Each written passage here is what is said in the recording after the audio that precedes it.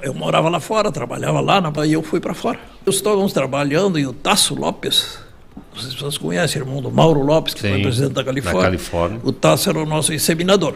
Aí adoece o Carneiro. Olha, o Carneiro está doente, precisa trazer um veterinário aí. Eu disse, Pati, mas e quem eu vou buscar na cidade? E diz ele assim, não, tem o Julinho Machado, recém-formado, ele se formou esse ano. O Julinho é meu conhecido, tu quer eu te dou o endereço, tu vai lá procurar. Então ele me deu o endereço do Júlio, na Andradas, ali onde morou o velho Júlio. Eu vim aí, falei com o Julinho, não, eu vou contigo. Aí foi lá fora ver o Carneiro. Examinou o Carneiro, receitou, né, remédio, coisa e tal. E aí, como a gente faz no campo, terminou o trabalho, vamos para a varanda ali, tomar um mate, conversar. E o Tasso, naquela época eu escrevia verso, mas não mostrava. Sim. E o Tasso sabia que eu escrevia, tinha lido uns versos meus. Conversando ali, eu e o Julinho tocava violão, ele sabia, conhecia o Júlio, eram amigos. Dizia assim, tu sabe que o Colmar faz verso, tem uns versos lindos aí, coisa e tal. E o Júlio, não, mas eu gostaria de ver. Aí o Tasso foi lá buscar uns versos na gaveta dele, lá trouxe e mostrou para o Júlio. E o Júlio me disse assim, tu não me dá um verso desse para mim levar para botar música? Eu digo, eu já não nem ia mostrar, o cara estava querendo fazer música. Não, te dou sim, não tem problema. Bom, o Júlio levou os versos, era um soneto que se chamava Abichornado, que em língua de gaúcho quer dizer triste. Acabrunhado. Hoje me sinto meio abichornado, pastorejando uma inquietude estranha. Meu peito é como um fundo de banhado num silêncio tão surdo da campanha, no vento a cheiro de capim queimado e na garganta um amargor de canha e coisa assim, né? Quando foi lá para a visita para examinar o Carneiro, como é que tinha estado, né? A reconsulta, ele chegou lá com a milonga pronta. Aí me cantou a milonga para mim. Eu fiquei entusiasmado, né? Mas imagina. Aí diz ele assim, bom, está pronta a nossa milonga. Aí pegou outro verso para levar. Aí saiu o primeiro festival de música popular da fronteira oeste. Sim. Patrocinado pela Rádio São Miguel de Uruguaiana. Saiu um festival aqui, vamos botar nossa milonga. Eu disse, mas e cabe uma milonga campeira num festival de música popular? Eu disse, sim, cabe tudo, o que quiser, não tem... E não tem triagem. Não tem triagem? Tudo que for inscrito vai ser apresentado.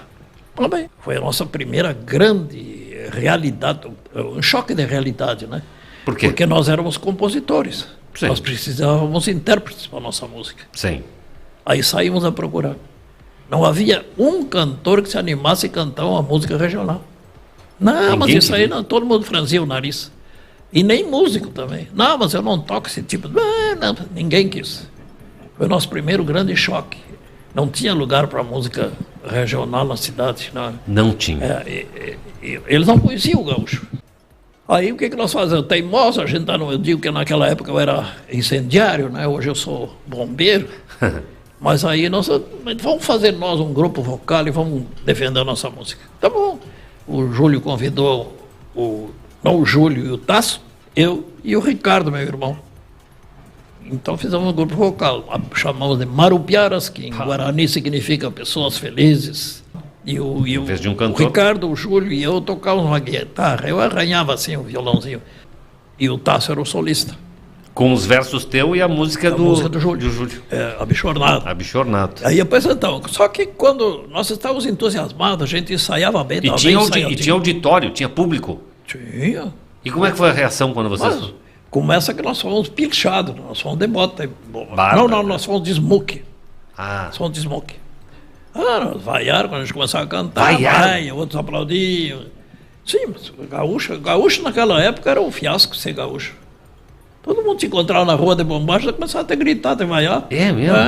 O mínimo que dizia, onde as trovas, bacudo? Isso no final dos anos 60. Final dos anos 60. Aí, diante disso tudo, nós fomos defendendo a nossa música. Chegamos lá, a Vavá tinha um programa sábado de tarde, e eu guardo a gravação, eu emprestei para ela, quando ela nos chamou para o palco. Barbaridade. Ela e o Paulo, guardo uma gravaçãozinha. Mas de tarde, conversando com ela fez uma entrevista com o grupo, com os Marupiaras. Aí, na hora da saída, ela me chamou para o lado. Foi uma entrevista muito bacana, muito assim, agradável, como a nossa. Ri, brinca. Um bate-papo. Aí ela me diz assim, claro, eu me dou muito contigo. Meu pai é médico da família, a gente já se conhece há tanto tempo. Eu sou obrigado a te fazer uma confissão. Diz, eu vejo vocês tão entusiasmados, mas eu vou te avisar, a música de vocês não vai ser classificada. Opa. Eu digo, opa, mas por quê? Como assim? Diz, não, é que eu faço parte da comissão organizadora. Diz, e você conversou muito sobre isso, e a conclusão é a seguinte, que esse tipo de música não interessa para o festival. Eles querem caracterizar um tipo de trabalho, e esse tipo de música não interessa para o festival. Diz, mas aquilo foi um balde de água fria para nós até cantamos mal, o Tasso estava muito... Já chegaram desmotivados. Desmotivados, mas cantamos, está lá, eu guardo fotografia nossa no palco e tudo mais, atrás, no fundo, está lá escrito primeiro Festival de Música Popular da Fronteira, na Rádio São Miguel tu não acha um registro desse? Um registro. Mas tu tem. Eu tenho. Claro. Aí fomos desclassificados. Então o que nós fizemos? Nós saímos desiludidos com aquilo, né? Nessa mesma noite foi classificado um bolero cantado em espanhol. Olha só. E um baião cantando a Seca do Nordeste. Nossa. Do Hernani Amaro de Oliveira, que começava dizendo, quero plantar minha roça, o tempo não deixa, não faço queixa, não vou chorar, e assim por diante. Sendo que o Anel não tinha, o Hernani não tinha passado nem de Santa Catarina nunca. Estava cantando que ele não conhecia. E o outro cantando no outro idioma, e tinha valor. E nós cantando o nosso pago não tinha valor. Né? Isso aí me revoltou de uma maneira, eu fiquei indignado com isso. Aí o que nós fizemos? Saímos da serenata. Os marupiaras saímos da serenata para os jurados. A gente conhecia, um era o seu Cócaro, que tocava violino, o Dom Fulano de lá. A gente chegava na casa deles e cantava o abichornado. Algum que tinha a má sorte de sair na janela, a turma xingava, porque a família do Júlio é grande. Né? A intenção não era agradar, era provocar. De fato, era uma reação indignada contra aquela discriminação com o que é nosso, né? Sim. Tu tem valor tu cantar no Nordeste, tem valor tu cantar em espanhol, não tem valor tu cantar teu pago, quer dizer... E tu sabia antes do festival que tu já estava desclassificado, que não ia dar certo? Não, foi horrível. Aí todo mundo foi para casa, deram satisfeito. Agora eu não consegui me dar por satisfeito, né? E aí? E eu disse para os caras, eu disse para a turma, olha, precisava fazer um festival só para a música do Rio Grande. Aí todo mundo achou loucura, né? Tá louco, né? E eu fui para fora, para a estância, e lá eu fui bolando. Pensando. Eu fui escrevendo o regulamento. Opa. Eu corria a carreira de cancha reta, corria pencas. Sim. E eu organizei a maneira das pencas, como cada noite, né? E o final dos vencedores, cada noite escolheu um. Bom, eu fui fazendo o regulamento. Eu me lembro que o Tasso me dizia assim, eu digo, não, isso tem que ser estadual. Ele diz, não, mas tem que fazer municipal, depois vai agrandando. Eu digo, não, já começa... eu quero começar estadual. O único festival de música do Rio Grande que não é de Uruguaiana. Os outros todos são da cidade, até tem o nome da cidade, né? Sim. É o Tafona de Santo Antônio da Patrulha, é a Coxilha de Cruz Alta, não sei o que mais. Coxilha de Santa Maria. Música, Califórnia, da canção nativa do Rio Grande do Sul. E eu fui fazendo o regulamento, escolhi o troféu. Então o regulamento é baseado nas pencas, ali nas carreiras? As divisões que eu fiz. As divisões, dia tal tem uma penca, depois classifica. Dividido em noites. Os melhores lá na última corrida. Isso aí. Mas aí eu comecei a bolar o festival, escolhi o nome. Por que Califórnia? Eu precisava um nome por isso. Por isso. Porque 70 anos depois, estava me perguntando por que Califórnia. Te chama atenção, né? Sim. Sim, mas tu tiraste da onde esse nome vinha lá do... Califórnia, porque eu queria um nome diferente. Eu dizia para o pessoal, festival, festival da cebola, festival da mandioca. Tudo começa com festival. Aí eu quero um negócio que chame a atenção. É um troço diferente. Aí eu pensei, Califórnia eram as pencas de carreira, as pencas de cavalo no campo, quer dizer, carreira de cavalo com mais de 2 parilheiros, se chamavam Califórnias. E Califórnia eram as incursões guerreiras do Francisco Pedro de Abreu, o Moringue. O Francisco Pedro de Abreu era um general dos imperiais, Foi o inimigo ferrenho dos farrapos, né? E ele era um estrategista incrível. E ele fazia incursões guerreiras a Cisplatina, o estado oriental, para arrecadar gado dos brasileiros. Os portugueses tinham sido expulsos de lá com a Cisplatina. Sim. E tinha ficado para trás gado e pertences. Ele fazia essas incursões guerreiras para recuperar esse gado que tinha ficado para trás. E isso chamava? As Califórnias do Chico Pedro. E Califórnia também é o lugar ali nos Estados Unidos que chegou lá como é o Manuel Rodrigues Cabrijo, que era um português a serviço da Espanha, chegou lá e viu aquelas canyons, aquelas coisas maravilhosas e disse: "Está aqui uma Califórnia", porque Califórnia em grego significa conjunto de coisas belas. Então, com essa ideia, aí fechou. Conjunto de coisas belas, uma disputa em busca de um prêmio e uma volta ao passado em busca de valores que ficaram para trás, eu achei que era... Fechou. Que era o que precisava. E aí eu escolhi o troféu símbolo também, com um significado muito interessante, né? Porque a calhandra é um pássaro cantor que vive no pampa todo. Onde tem gaúcho tem calhandra. Tinha lá no Toropaço, lá muita, não estava fazendo? Muita. Me criei com canto de calhandra. Alguém já quis também ser o pai da Califórnia? Sem dúvida. Bom, e aí eu quero saber, isso te incomoda? Não. Ou não? Não me incomoda, eu acho que a verdade prevalece sempre. Eu sempre digo que ninguém pode mudar a história por decreto. História é história. Tu pode inventar, dizer bobagem, mentir, bater boca. Mas às vezes uma mentira repetida não vira uma verdade? É uma boa frase. Dizem, mas eu acho que o que importa até não é o que... Pode estar contando aqui para frente, importa é o que foi feito, como foi feito. E foi feito lá atrás, então, o regulamento, a escolha do nome, a escolha até da premiação, tudo lá fora, lá na tua fazenda fora, lá fora. Tudo escrito, lá planejado, fora. E aí tu chegou com aquele projeto e fez o quê? Eu fiz o quê? Bom, quando eu aprontei, vi que tá, deixa eu terminar. Por que calhandra? Por que eu escolhi a calhandra? Porque a calhandra é um animal manso. Ela, se tu está trabalhando por ali, ela tem uma árvore perto, ela senta ali e começa a cantar para ti. E ela não tem um canto só, como sabiá e outros, que são cantam muito bem, mas é um canto só, é monótono. A calhandra imita tudo que é pássaro. Não sabia. E ela improvisa, e faz, é incrível a calhandra. E a calhandra tem um detalhe que foi o que me fez escolhê-la, não? A calhandra não suporta o cativeiro. Se tu botar numa gaiola, ela morre, não come, ela se debate lá, não come, não bebe. Então eu acho que a liberdade precisa a arte precisa de liberdade para se criar.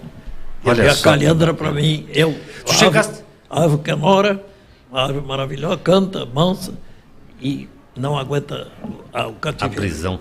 Chegaste a considerar um outro prêmio ou não? Eu cheguei a pensar em algum, como a Teniaguá, por exemplo, né, que é a do Jaral. Né, que sim. Mas eu acho que a calhandra simboliza. E o nome, chegaste a considerar outro? Tiveste outras opções? Não, o nome sempre foi. Sempre foi esse. Apareceu sempre foi esse. Tu sabe que sobre o nome, né? Mas deixa eu continuar, porque senão a gente vai devagando. Continuar, tu me perguntasse. Aí com ela pronto, eu pensei, mas eu preciso de uma entidade que me dê respaldo jurídico, né? Eu, os Colmar do resto, não vou sair aí a pedir dinheiro para fazer um festival. Aí eu pensei, na época, nós estávamos em plena ditadura militar. 70, isso, virada, né? 70, claro, ditadura militar.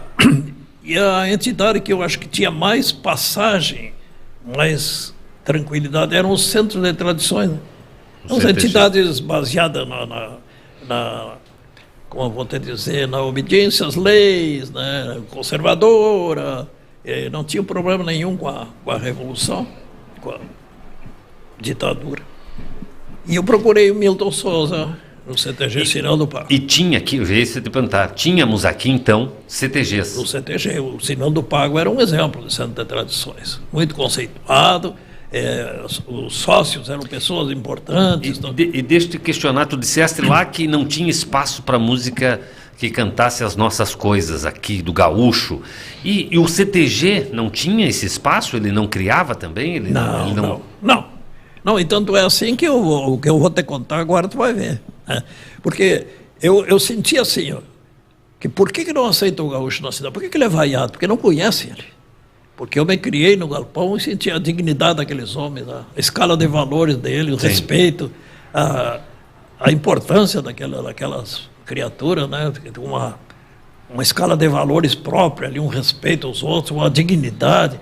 As próprias disputas de carreira, né? Não tem nada escrito sobre isso. Esse é um código de ética respeitado pela palavra, né? Eu tinha uma admiração muito grande, tenho ainda. Né? Hoje em dia está muito difícil tu achar gaúcha. A gauchada está dissolvida, já, engolida pelo progresso. Mas eu vivi no meio deles, né? Então o que é que eu fiz? Se ele não é conhecido, vamos fazer conhecer. Então o meu projeto da Califórnia não era só o festival. Tinha uma festa campeira. Junto. Não, antes. Fazer antes, mostrar o gaúcho antes. Entendi. Então, eu tinha festa. Aí eu levei para o Milton Souza, patrão do CTG, Sinelo do Pago. Sentado na sombra daquela caixa d'água que tem lá. Não me lembro que dia de outubro, mês de outubro. E levei. Estavam tomando mate, eu disse para Milton, eu tenho um projeto. É assim. E eu vim te oferecer. Tu quer ser o criador disso aí? Tu quer. O projeto é dessas condições. Ele olhou para mim e disse, Pati, bom, essa festa campeira eu acho bárbaro, isso aí dá para fazer, tudo lá. Mas esse festival de música não tem como, se ninguém toca essas músicas, e é verdade, ninguém toca essas músicas, né? Diz, até os Zanguera em São Borja andaram pensando em fazer alguma coisa parecida e desistiram. E não tem, isso aí não está fadado ao fracasso, isso aí eu não te ajudo. Agora, se tu quer fazer a festa campeira, eu te dou carta branca. Né? Aí eu fiz a primeira festa campeira, ficou feita pelo Sinelo do Pago, e foi um sucesso. Sim. Porque mostrava o gaúcho como ele é. As provas todas baseadas no trabalho diário dele. Habilidade para adestrar um cavalo, para dar rédeas, para mostrar, para andar, a coragem dele para ginetear um cavalo caborteiro, né? A habilidade para laçar. Mas eram provas que existiam em outras localidades. Não. Foi criado ali? Claro. Esse formato de festa campeira foi criado ali? Não, Vacaria já tinha uma festa. Tinha um. Mas não sei que provas ele tinha. Nós criamos próprias provas. As provas aqui. Pegada de terneiro, por exemplo. Quando tu diz nós criamos, tu criaste? Eu não digo, não, porque aí eu era ajudado também. Né? Tinha uma Diz que a gente já não faz nada sozinho. Agora, sim, uma ideia, por exemplo, né? A ideia da Califórnia, eu tinha que aguentar no estupendo, porque meus próprios parceiros às vezes diziam, não, mas isso não vai dar certo. Mas eu estava com a ideia de fazer aquilo. Mas então, nessa festa campeira, todas essas provas foram pensadas aqui. Vamos fazer. Foram pensadas, claro. E talvez alguma baseada em vacaria, já fazia gineteadas, umas coisas assim. Agora tem uma delas, e talvez a mais importante de todas, que nasceu aqui em Uruguaiana, porque na primeira festa campeira eu estava lá assistindo e eu usava o microfone, né? Eu já me animava a usar microfone, né? Na festa campeira eu descrevia o que estava acontecendo e fazia um histórico daquilo. Entendi. Agora vem a prova de laço. Laço é uma corda trançada com couro cru, de 4 tentos normalmente, que tem argola, o laço, a presilha, e que é usado pelo gaúcho para segurar um animal. Ele veio substituir a bolhadeira, que vem do índio charrua. A bolhadeira, já dava um histórico todo. A bolhadeira tem 3 pedras. O Jaime Caetano Brown diz que bolhadeiras são 3 pedras acolheradas no mais, de uso na caça aos baguais pelo gaúcho de antanho. 2 pedras de um tamanho e a manícula diferente. É a que vai na mão da gente, da onde vem seu nome estranho.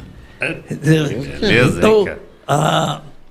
Daí eu explicava, o pessoal foi vendo o gaúcho como ele é, porque encheu aquilo lá. Encheu, 2 dias, parece que é dele. Foi onde? Isso foi na Pastoril. Na Pastoril. E o gaúcho foi vendo que o gaúcho não é aquele palhaço que não sabe falar no rádio, que não sabe cantar, que anda de bombacha, que não sabe atravessar a rua, né? Claro. Era uma pessoa, um senhor respeitável, um sujeito digno, capaz de ser. E aí, mas ele não quis fazer a Califórnia. Então fizemos uma festa campeira. Mas Deus escreve direito por linhas tortas, né? Aí naquele ano o Sinelo do Pago tinha que dar eleições. Fazia 10 anos, eu acho que o Milton era patrão, não dava eleições. Sim. Aí o pessoal se reuniu lá, não, mas tem que dar, vamos dar eleições. E aí o Milton, então acendeu, foi se preparar as eleições para o ano que vem. Sim. Para 1971. 71. Aí o que é que eu fiz? Me candidatei a patrão. Primeiro que eles foram atrás de mim, é engraçado, sabe? Porque eu não queria, eu nunca tive vocação para mandar. O negócio é sonhar, é pensar bobagem. Aí, uma tarde eu estou trabalhando lá fora, eu cheguei do campo, no cavalo, estava lá um carro, um automóvel, com o Milton Souza, o Álvaro Mendes, a diretoria dele, uns 3 ou 4 membros da diretoria do Sinuelo. Ok, cumprimentei, tomamos uns mates ali, e nós íamos jantar contigo. Oh, quanta honra, muito bem. E sem avisar, foram jantar sem avisar. Tu teve que carnear 2, 3 ovelhas, fazer alguma coisa? Eram só 3 ou 4. Mas aí viesse uma rabada. Mas isso é comum no campo. Na cidade que não é comum. Tu chegar e eu vim jantar contigo. Claro, na campanha né? Mas aí eles jantaram comigo. Quando terminamos de jantar, eles disseram, bom, agora nós queríamos te pedir licença para fazer uma reunião de diretoria aqui na tua casa. E o Milton tinha umas ideias assim interessantes, né? Ele inventava umas. Diz, nós queremos fazer uma reunião aqui, tá, tudo bem, então. Tiraram a mesa, estenderam a mesa ali, arrumaram a mesa e ele sentou na cabeceira, dei a cabeceira para ele, coisa e tal, disse, não, disse, tu vai fazer parte, tu é nosso convidado especial. Eu sentei com eles ali. Na tua casa? O que tu acha? Vou fazer uma reunião aqui na tua casa. Aqui na tua casa ainda quiseram a cabeceira. Convidado para reunião. E quem é que sentou na cabeceira? O Milton. O Milton. E tu sentou num sofá? Eu ofereci primeiro. Eu mesmo ofereci, fiz questão. Mas aí diz ele assim, não, abriram a reunião, leram o ato anterior, aquela coisa, cerimônia toda, natural, e diz ele, bom, essa reunião foi feita, especialmente foi trazida aqui à tua casa, porque nós viemos te convidar para ser o candidato oficial para patrão do CTG Sinal do Pago próximo ano. Pela situação, porque ia ter outra chapa. Claro. Pela situação. Ele era o patrão. Sim. Eu me candidatei a presidente. Aí passaram uns dias e eu comecei a escolher a minha diretoria, preparando tudo, fulano, Beltrano, Cicrano, fui fazendo a minha diretoria. Sim. E eu chego na cidade e o Milton me chama.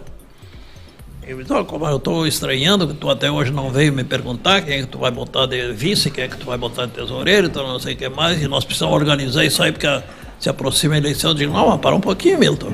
Eu não queria, porque a história que eles me convidaram, eu não aceitei na hora, né? Não aceitou, né? Não, mas que esperança. Não. Eu não sou executivo, mas que esperança. Pediu um tempo para pensar ou não? Não pedi, mas ele me disse, o Milton, profeticamente, me disse, não, vamos fazer o seguinte, tu vai pensar. Isso. Vai pensar e tu vai resolver. Bom, despedimos. Outro dia eu saí para o campo, só eu e Deus, né? Aqueles cantos, quero cantando. Eu comecei, mas se me elegesse patrão, não precisava pedir para ninguém para fazer a Califórnia. Faço eu mesmo. Nossa, eu chego lá, tô com a faca e o queijo, dei volta para cá, peguei o carro, vim nas cidades para ele. Milton, mudei de ideia, sonhei essa noite, sou candidato. Me festejou e tudo mais, mas depois ele queria que eu me indicar quem é que ele ia botar. Aí começou, aí ia dar um B.O. Não, aí tu ia querer escolher tua direção. Não, aí eu disse para ele, não, então eu não queria aceitar porque eu achava que tinha muito o que fazer lá fora, que tinha uma série de dúvidas. Mas agora eu decidi. E quando eu decidi é porque eu tenho condições de dirigir sozinho o CTG.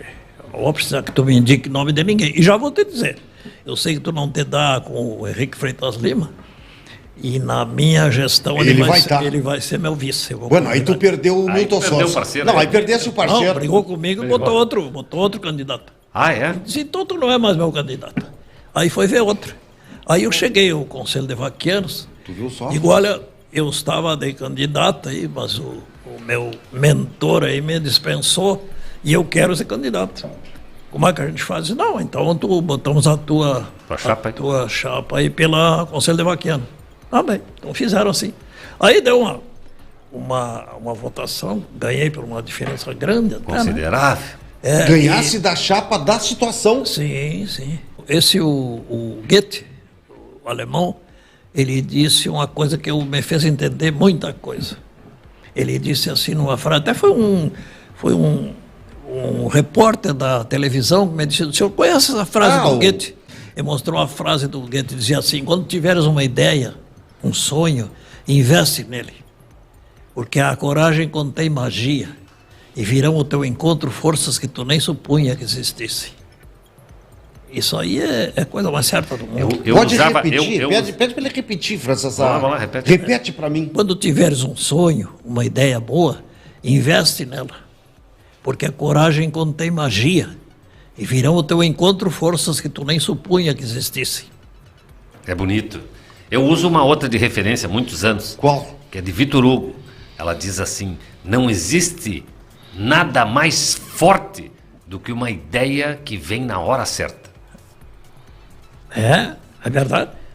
Bom, aí eu me candidatei, ganhei a eleição. Acho que ele preferiu aquela dele. Claro, é o lema. Não, para mim justifica essa atitude, porque a Califórnia começou, que ninguém achava que não dava certo, que não Sim, dava. de repente a e coisa... cresceu por uma coisa incrível, né? Virou um movimento cultural, hoje reconhecido pelo governo do estado, como patrimônio dos gaúchos. Comar, ganhaste então a eleição e aí tomaste conta do CTG, na primeira reunião da diretoria, isso aí, também essa ata da reunião foi... Que mês foi? Que dia? Dia 15 de fevereiro de 1971. Essa foi a primeira reunião da diretoria eleita. Já tocaste no assunto, já. Tu sabe que essa ata dessa reunião... Tu tem lá na tua casa também? Não. Ela foi... Tu botou num cofre? Sumiram. Não, acredito. Sumiram com a ata? Uma vez eu mandei um repórter, tanto me perguntavam assim, como é que foi feita a Califórnia? Vai lá no CTG, pega uma ata. E o cara foi lá e disse, olha, não tem ata, o livro de ata não existe mais, não tem. Barbaridade. Só que, há poucos anos, quando começa, porque quando o filho é bonito, todo mundo quer ser pai, né? Sim. Aí quando começaram a incomodar muito com as histórias dele, o próprio Darcy de Almeida Lopes, que era o meu secretário, e o Tasso Lopes era o segundo secretário da minha diretoria, né? Ele me disse um dia, Colmar, tu não acha que eu devo ir lá no cartório? Eu quero fazer uma declaração, já que botaram fora a ata e fui eu que fiz. Eu quero fazer uma declaração em cartório de como é que nasceu a Califórnia. Eu digo, mas uma baita ideia. Baita ideia. Então eu guardo, eu tenho lá, está à disposição de quem quiser, uma declaração lavrada em cartório pelo cara que assinou a ata, dizendo como é que foi tratado ali. Diz quem estava presente, o que é que aconteceu, como eu disse, surpresa para eles, o que é isso, Califórnia? Que história é essa que tu quer fazer? Eu tenho uma curiosidade, bem rápida. Quantas edições tem a Califórnia hoje com o Mar Duarte? As edições parece que estão em 45, 40. Tá, 45, 40, não importa, vamos dizer que seja 45, 46. Hoje, passado todo esse tempo, o pai da Califórnia está aqui. Eu tenho que perguntar, nessa 45, 46 edições da Califórnia... tem 52 anos a criação da Califórnia. A Califórnia tem sim, mais 52. Então que sejam 52 anos. Hoje, o pai da Califórnia está aqui.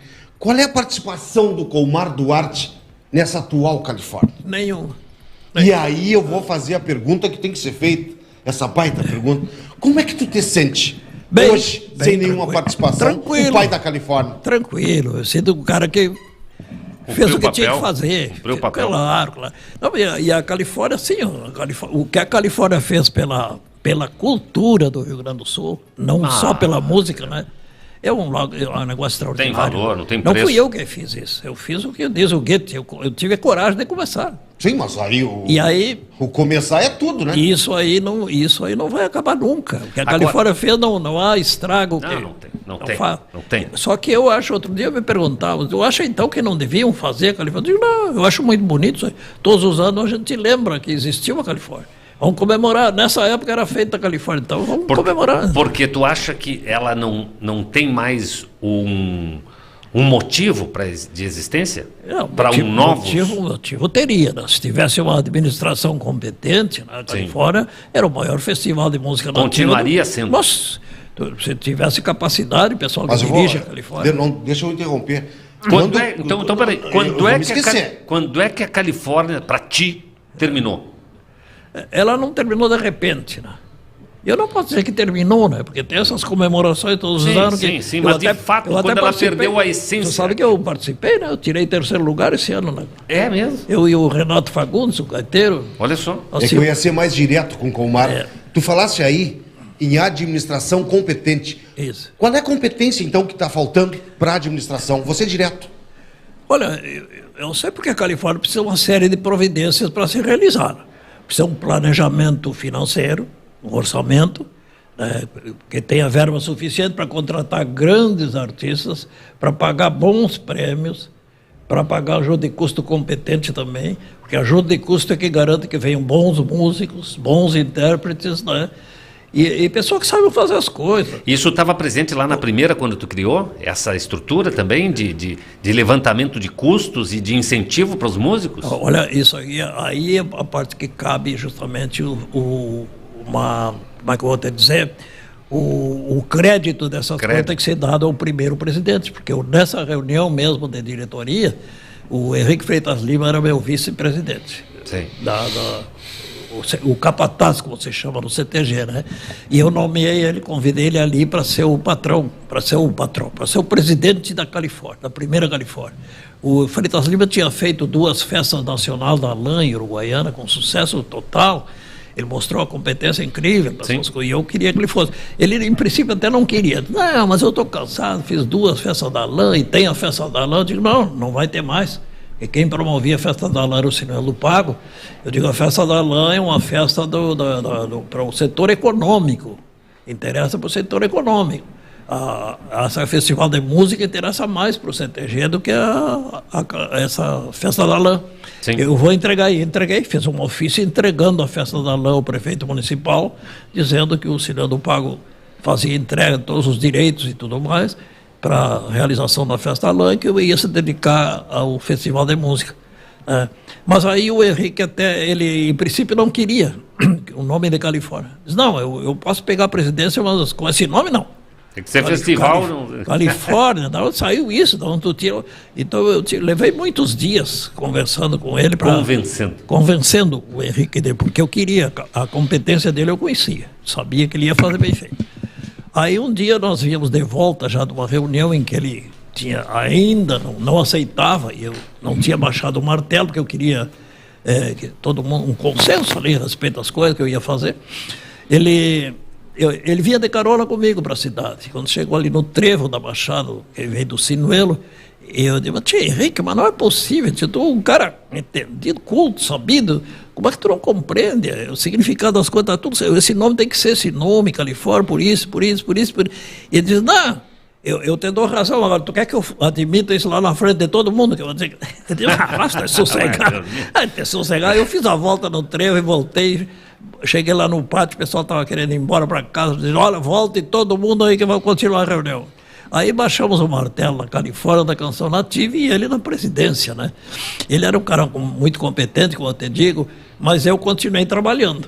Sim. Eu continuei trabalhando em prol da Califórnia, fazendo o que tinha que fazer. Só que, na época, a gente não sabia, não havia festivais, a gente não sabia que as inscrições para um festival pode ser aberta na semana do festival. E antes disso, ninguém inscreve música, né? Então, nós não sabíamos disso. O festival seria em dezembro, a gente abriu inscrições em agosto. Nossa. Então, claro que... Não causou nada. E outra coisa, que não havia festivais, não estava acostumado. Então, ninguém se inscrevia. E o Paixão Cortes, que é outra pessoa muito importante na criação da Califórnia, ele deu todo o apoio. Tanto é que ele era o presidente da Ordem dos Músicos. Sim. Ele patrocinou a Calhandra de Ouro, o troféu. Ele deu a sede da Ordem dos Músicos para recolher inscrições. Sim. Ele ajudou muito e fazia muita publicidade através da Rádio Gaúcha, que ele tinha um programa semanal na Rádio Gaúcha, né? E ele todos os domingos disse, olha, a Califórnia, vai sair em dezembro, assim, coisa e tal, festival de música assim, assado, e falava, e não tinha inscrição. Ficava fomentando. Não tinha inscrição. Ali. Aí um dia ele me ligou. Escuta, Colmar, tu e o Júlio não tem músicas inéditas aí? Sim, temos, nós continuamos produzindo música, tem várias músicas inéditas. Diz, então escreva, bota aí, pelo menos eu vou dizer, olha, o Uruguaiana tem mais 3 músicas, porque era 3 o limite das inscrições, né? Sim. E eu digo, não, mas não dá, Paixão, fui eu que inventei esse negócio, eu vou concorrer, fica um troço meio antiético. E disse ele, mas que nada, se digo, eu falei assim, né, quando fui eu que inventei, agora se eu ganho, isso vai ser um troço meio... Sim. E disse ele, mas por que tu tá pensando que tu vai ganhar? Eu estou te falando em concorrer para fazer número, né? Eu quero dizer que tem mais umas canções, né? Dizia outra coisa, Colmar, disse, tu não é de campanha?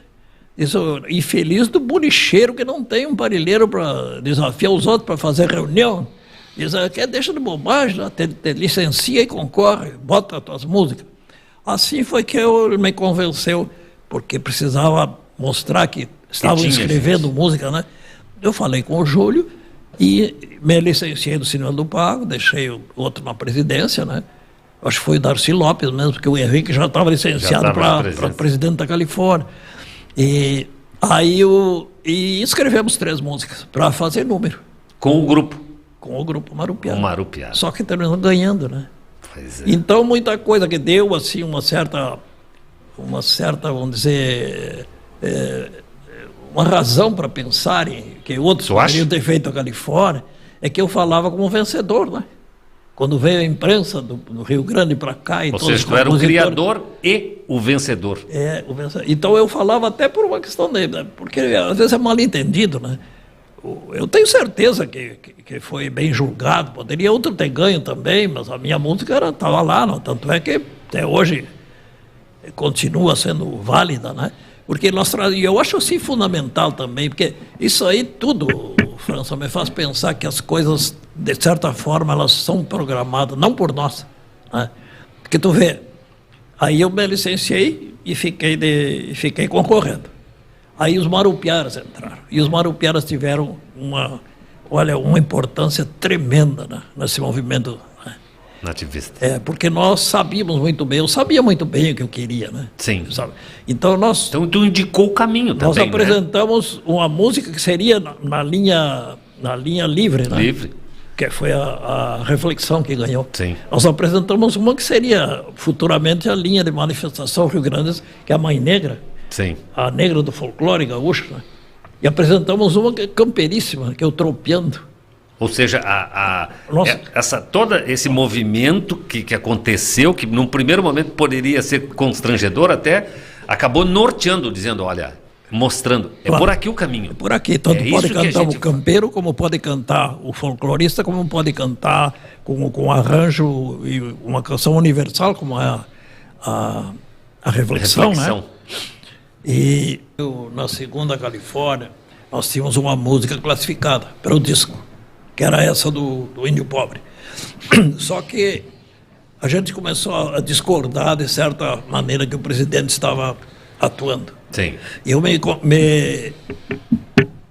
dei conta, e em cima do palco eu disse para os meus parceiros, digo, olha, eu não vou concorrer mais.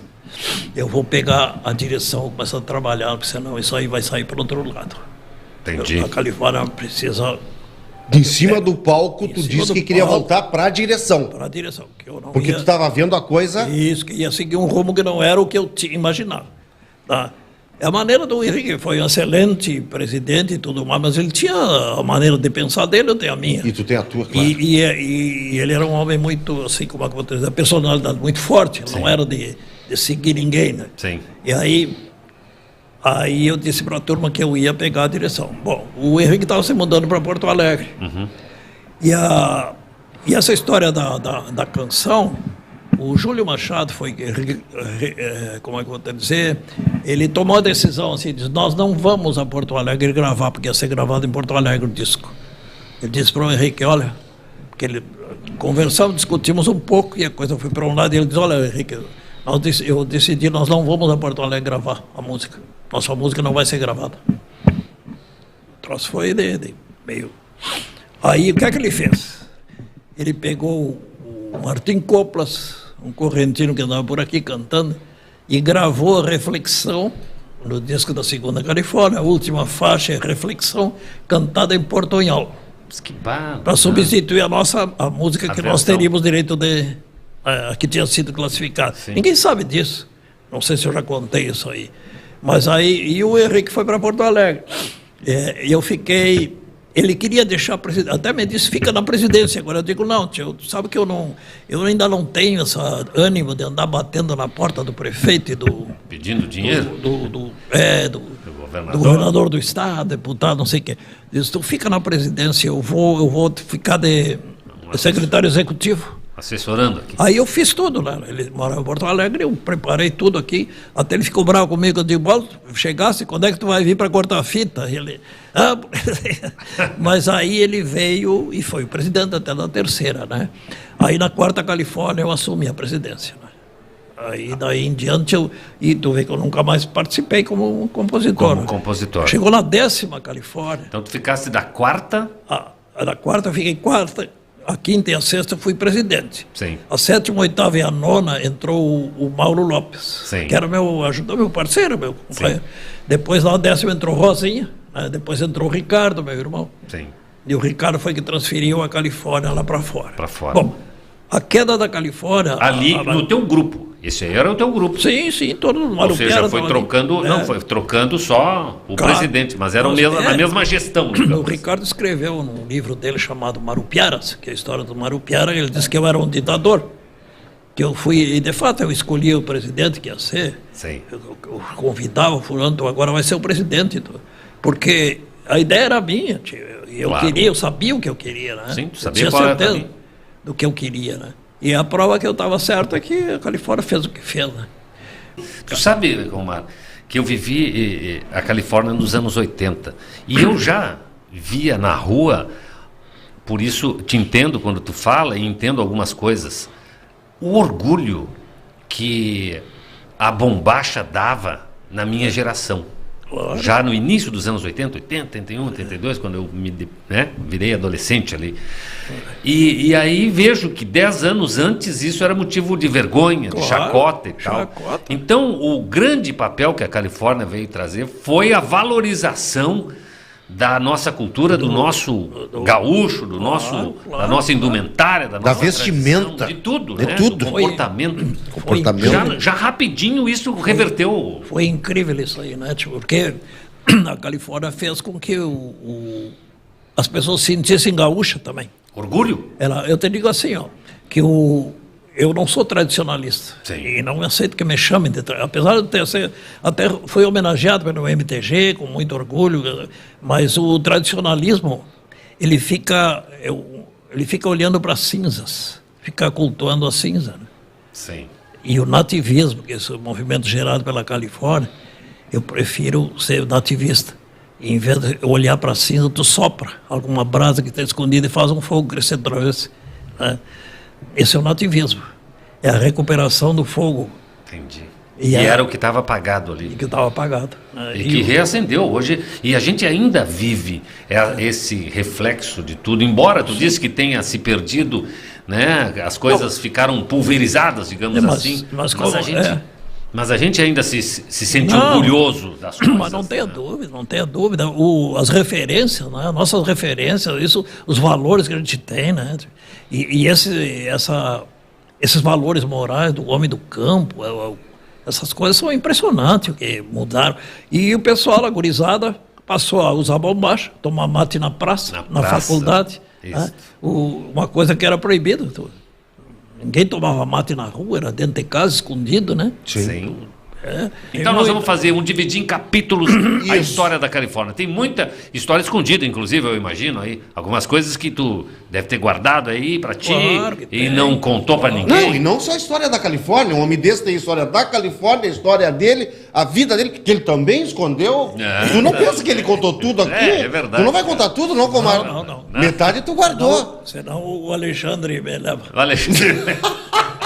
Comar, muito obrigado. Alexandre, obrigado, digo eu. Foi um prazer. Foi muito bom. A turma que nos acompanhou aí, fique ligado, porque nós vamos trazer a segunda parte dessa entrevista aqui e vamos falar especialmente, com muito mais tempo, inclusive, das histórias da Califórnia. Obrigado aos nossos amigos aí que fazem esse podcast acontecer. Obrigado às lojas Papatudo, a clínica de fisioterapia da Sheila Maynards, o Memorial Ângelos, o Bafre Shop e também o segundo tabelionato de notas de Uruguaiana. Obrigado mais uma vez. O podcast da Zona fica por aqui.